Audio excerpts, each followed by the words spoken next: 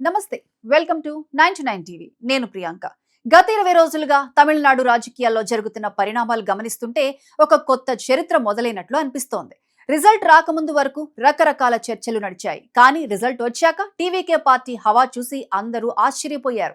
ముఖ్యంగా విజయ్ ముఖ్యమంత్రిగా ప్రమాణ స్వీకారం చేసినప్పటి నుండి పొత్తుల సమీకరణాలు, కొత్త మంత్రుల ఎంపికతో తమిళ రాజకీయాలు చాలా వేగంగా మారుతున్నాయి. అయితే ఇప్పుడు అందరి దృష్టి ఒకే ఒక్క విషయం మీద ఉంది. అదే మనందరికీ ఇష్టమైన హీరోయిన్ త్రిష రాజకీయాల్లోకి రాబోతున్నారా?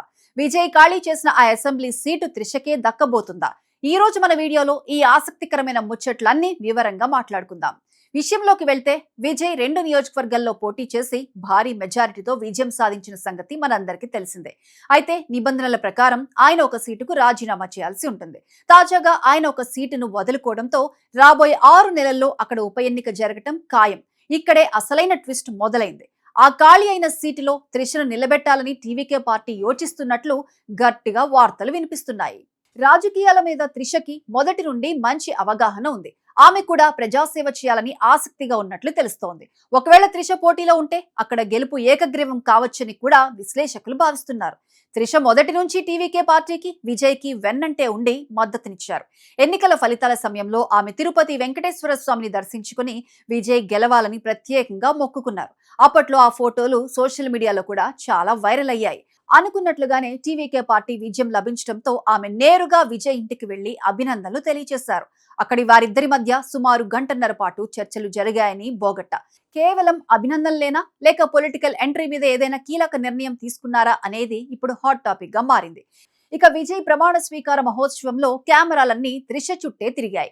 ఆమె అక్కడికి వచ్చిన అతిథులను రిసీవ్ చేసుకోవడం, విజయ్ కుటుంబ సభ్యులతో ఎంతో ఆత్మీయంగా ముచ్చటించడం చూస్తుంటే ఆమె పార్టీలో ఒక కీలక సభ్యురాలిగా మారిపోయారని అర్థమవుతోంది. పలువురు సీనియర్ నాయకులు కూడా ఆమెతో ప్రత్యేకంగా మాట్లాడడం గమనిస్తే ఆమె రాబోయే రోజుల్లో పార్టీలో ముఖ్యమైన బాధ్యతలు చేపట్టబోతున్నారని స్పష్టంగా అనిపిస్తోంది.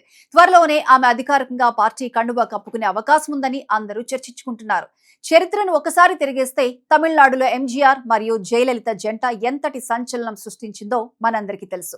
ఇప్పుడు మళ్లీ విజయ్ త్రిషల రూపంలో అలాంటి ఒక పవర్ఫుల్ పొలిటికల్ కాంబినేషన్ రాబోతుందని తమిళ ప్రజలు ఆశగా ఎదురు చూస్తున్నారు. విజయ్ నాయకత్వం, త్రిష ఇమేజ్ కలిస్తే టీవీకే పార్టీకి తిరుగుండదని ఫ్యాన్స్ నమ్మకం. మరి త్రిష నిజంగానే ప్రత్యక్ష రాజకీయాల్లోకి వస్తారా? ఆమెకు ఏ శాఖ మంత్రి పదవి లభించే అవకాశం ఉంది అనే విషయాలు తెలియాలంటే మరికొంతకాలం వేచి చూడాల్సిందే.